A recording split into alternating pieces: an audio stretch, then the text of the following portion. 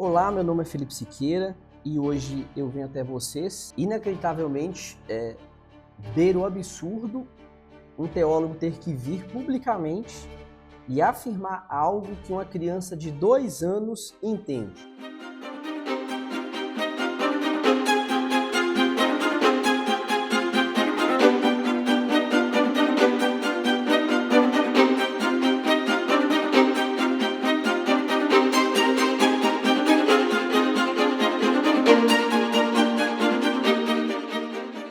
A velha argumentação de que Davi era ligado através de afetividade com Jonatas, ou seja, o amava, havia paixão envolvida, havia relação sexual envolvida, essa argumentação ela não é nova, mas ela vem ganhando força por intermédio de um determinado pastor, que é homossexual, e ele foi em um podcast recentemente e ele afirma que a Bíblia é a favor da homossexualidade porque Davi era amante de Jonatas, o que não procede. Esse texto está em 1 Samuel 18, vai do verso 1 ao verso 5, e basicamente o texto disse que Davi entrega a Jonatas o arco, a flecha, a túnica, e o texto diz que o amou. Será que isso é verdade? Pois bem, no século IV, viveu um teólogo cristão chamado Agostinho de Hipona e ele desenvolve uma das regras de ouro da hermenêutica. Que regra é essa? A Bíblia vai interpretar a própria Bíblia. E o interessante é que se eu usar a própria Bíblia para auto-interpretá-la, de fato não haverá contradição. Agora, se eu pego qualquer material intelectual, literário, para interpretar a Bíblia, aí a Bíblia vai chocar contra ela, enfim. Eu achei interessante desse autoproclamado pastor e homossexual dizendo que Davi era amante de Jonatas, o que eu achei assim interessante e que fica mais fácil de refutar é que ele vai usar o Antigo Testamento. Então, se a regra básica da hermenêutica para interpretar um texto onde a Bíblia não vai chocar contra a própria Bíblia, quando ele usa a própria Bíblia para afirmar isso, nós vamos ter alguns problemas aqui de coerência, de concordância, de contexto, enfim. O que ele disse beira ao absurdo. Como a Bíblia vai retratar Davi?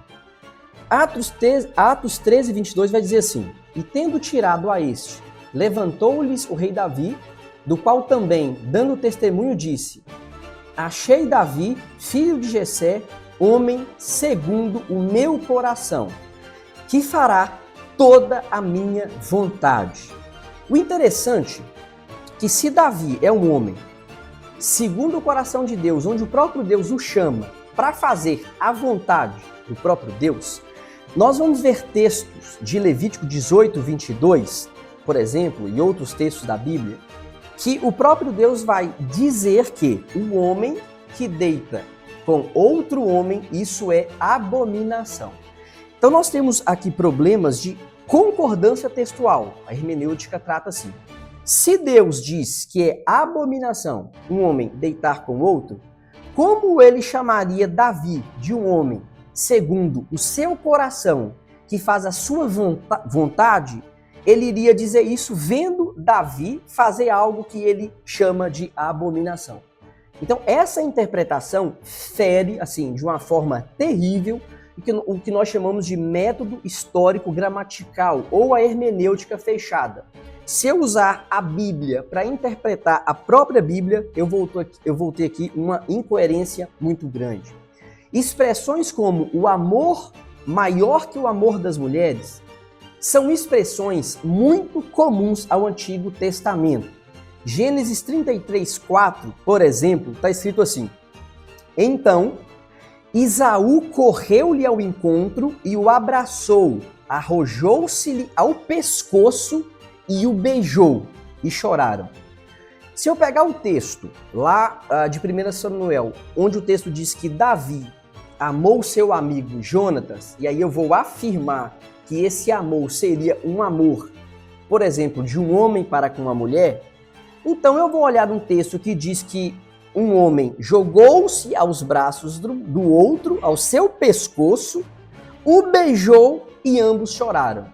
Então, além de afirmar que isso aqui é uma relação homossexual, eu vou dizer que além de ser uma relação homossexual, é uma relação de um irmão para com o irmão, porque nós estamos vendo aqui ser retratado a história de Jacó e Esaú.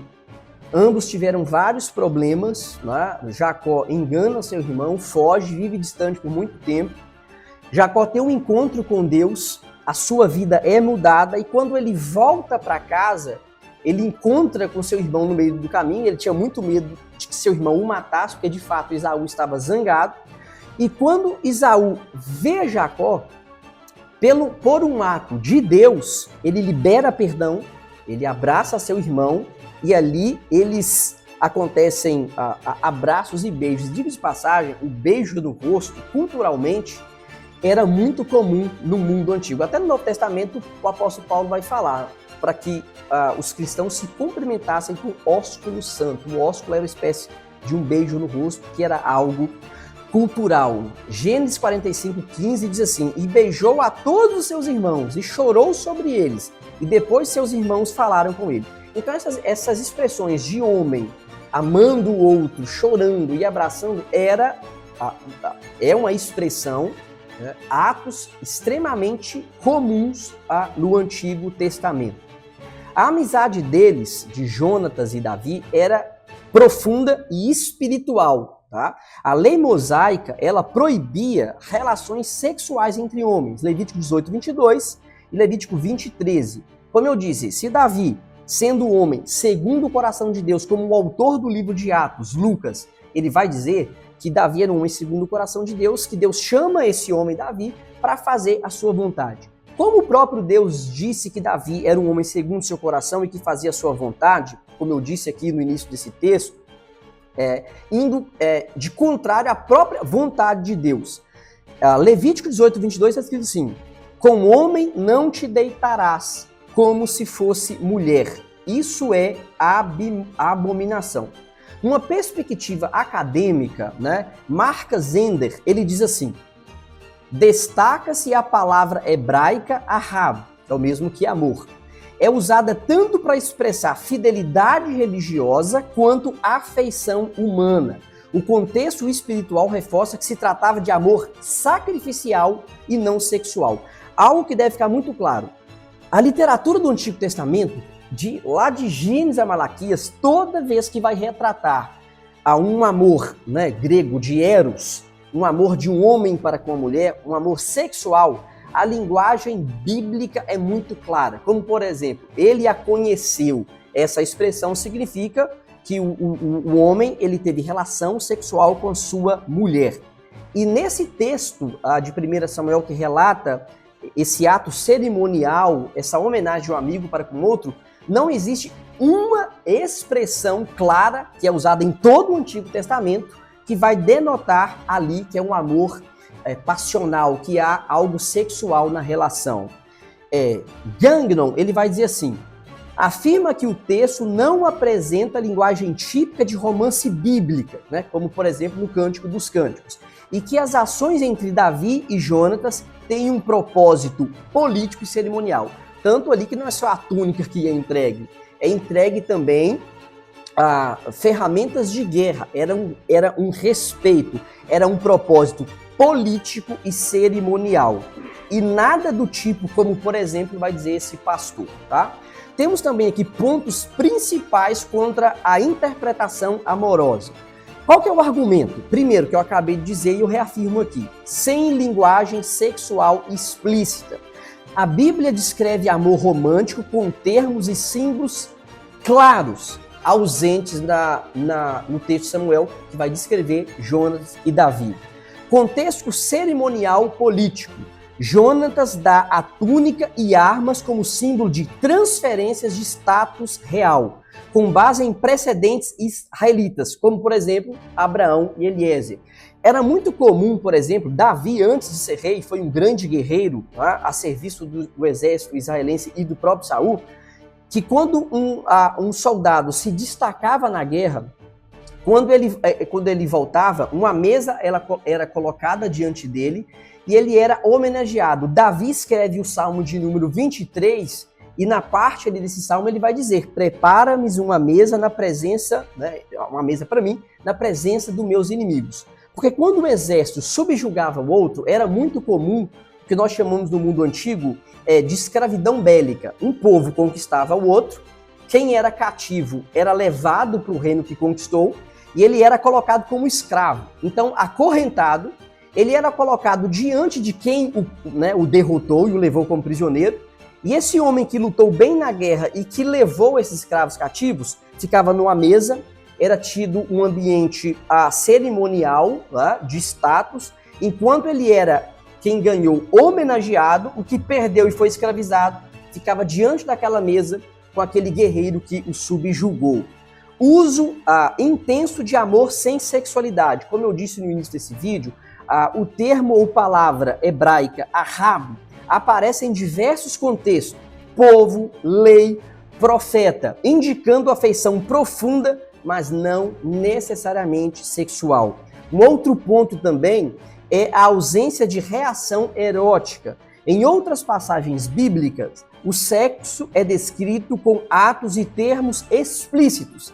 Tais menções são ausentes desse texto. Olha, eu acho muito triste ter que vir diante dos meus irmãos cristãos e trazer essa suma teológica explicando o contexto, a questão da própria hermenêutica, exegese, para dizer algo óbvio. Em todo o Antigo Testamento, no Novo Testamento também não é diferente, em todas as situações que nós vemos relações homossexuais, Deus ele não concorda. A sodomia, por exemplo, que é uma relação homossexual dentro de uma cerimônia religiosa, Deus ele não aceita. Em Romanos 1, por exemplo, Paulo está dizendo que ao invés do homem adorar ao Criador, o contexto ali é a geração de Noé, Paulo fala que é a primeira vez e a primeira forma que Deus se apresenta ao homem não é por tábua de lei, não é por intermédio de um sacerdote, não é por um rei. Deus ele simplesmente cria tudo o que há. E por causa do pecado, ao invés do homem adorar o Criador, ele passa a adorar a própria criatura. O que Deus faz? Deus entrega o homem ao seu próprio coração pecaminoso. E ali em Romanos 1, Paulo vai listar que quando Deus entrega o homem ao seu próprio coração pecaminoso, e no Novo Testamento inteiro, na epistemologia paulina, em Romanos capítulo 3, o apóstolo Paulo fala que depois da queda, não há um homem que busque a Deus, não há um homem que procure a Deus, o homem é inimigo de Deus, ou seja, até quando o homem tenta fazer o bem, ele não consegue porque o pecado não deixa. Então esse homem escravizado pelo pecado, Deus entrega esse homem ao seu próprio coração, e o que esse homem vai fazer? Ele vai pecar. E pasmem, o pecado ali não é necessariamente uma relação homossexual num culto religioso, não. Tanto que Paulo vai descrever todos os pecados que são maquinados na mente humana depravada pelo pecado. Mentira, homicídio, adultério, fornicação, e Paulo lista uma gama de pecados.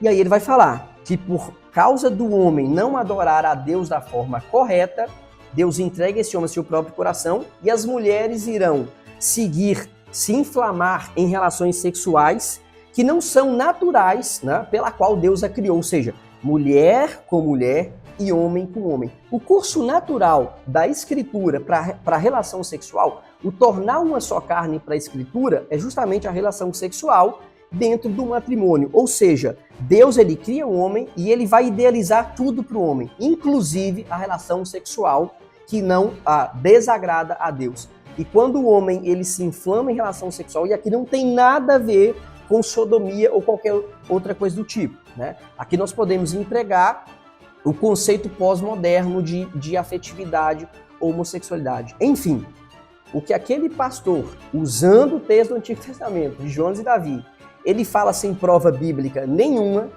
ele lê o texto e ele faz uma interpretação daquilo que já foi traduzido. Gente, a Bíblia, o Antigo Testamento, ela é escrita no hebraico e algumas porções de Ezequiel e Daniel no aramaico. Ou seja, se eu digo que eu vou fazer exegese, eu tenho que estudar a Bíblia na Bíblia nos seus originais.